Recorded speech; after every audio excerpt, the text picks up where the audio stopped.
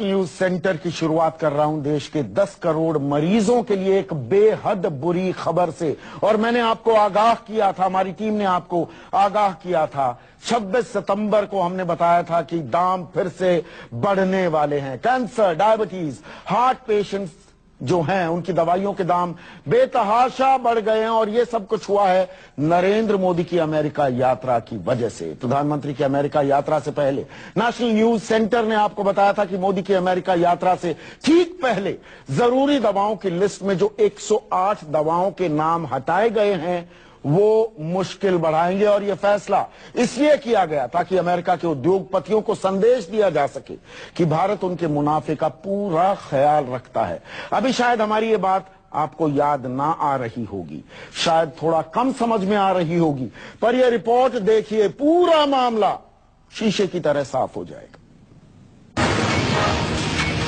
नरेंद्र मोदी की अमेरिका यात्रा के दौरान 29 तारीख को आपने अपने अपने टीवी सेट पर ये तस्वीरें जरूर देखी होंगी। मोदी जी अमेरिका के बड़ी कंपनियों के सीईओ के साथ नाश्ता कर रहे हैं। आपने देखा होगा टीवी चैनलों के जाने माने पत्रकार और एंकर चिल्ला चिल्ला कर आपको ये बता रहे थे कि प्रधानमंत्री मोदी से मिलने के लिए जानी मानी कंपनियों के सीईओ भागे भागे आए। मोदी जी देश के लिए व्यापार जुटा रहे थे, लेकिन किसी ने आपको ये नहीं बताया कि ये नाश्ता दरअसल हिंदुस्तानियों पर, आप पर, मुझ पर कितना भारी पड़ने वाला है। नरेंद्र मोदी के साथ नाश्ते की टेबल में बैठे इन बड़े सीईओ में से 3 की तारीफ हम आपको बताते हैं। केनेथ सी फ्रेजर, अमेरिका की दवा कंपनी मर्क एंड कंपनी के मुख्य कार्यकारी अधिकारी। John C Staley, chairman Hospira pharmaceuticals and medical device. David W MacLennan, president Cargill food health and pharmaceuticals company. आप कहेंगे अरे भाई कौन सा गुनाह हो गया, देश के प्रधानमंत्री मोदी देश के लिए दिन रात एक कर रहे हैं और आपको चैन नहीं। अब थोड़ा धीरज रखिए और इस नाश्ते की टेबल पर जो सीईओज बैठे हैं उनकी कंपनियां कौन सी दवाई बनाती हैं उस पर गौर कीजिए। और गौर कीजिए इस बात पर कि यात्रा से पहले इन दवाइयों के दाम क्या थे और यात्रा के बाद अब दाम क्या हो गए हैं। लेकिन उससे पहले इसी खबर का एक और पहलू देखिए।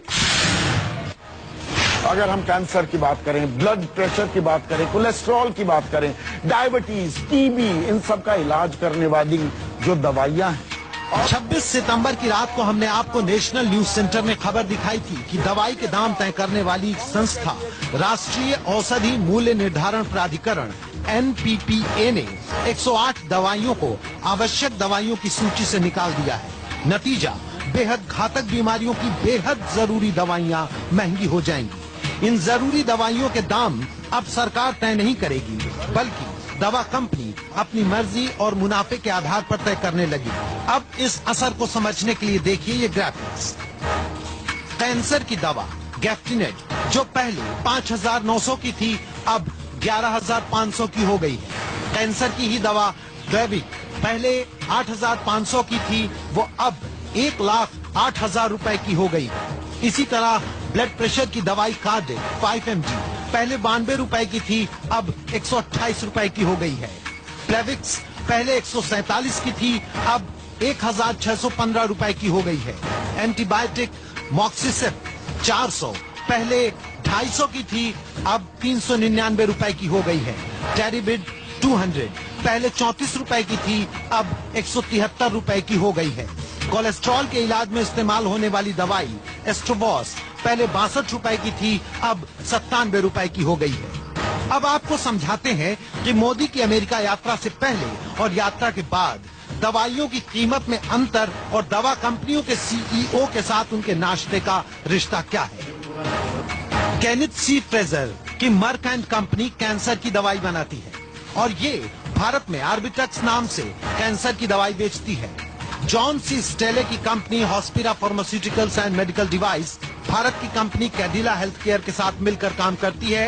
ये कंपनी भी कैंसर की दवाई साइट्रोटॉक्सिक बनाती है। David W MacLennan, president Cargill food health and pharmaceuticals company, इनकी कंपनी कीटनाशक जेनेटिकली मॉडिफाइड बीजों की दुनिया में सबसे आगे है, जिसे लेकर पिछली सरकार में काफी विवाद रहा है।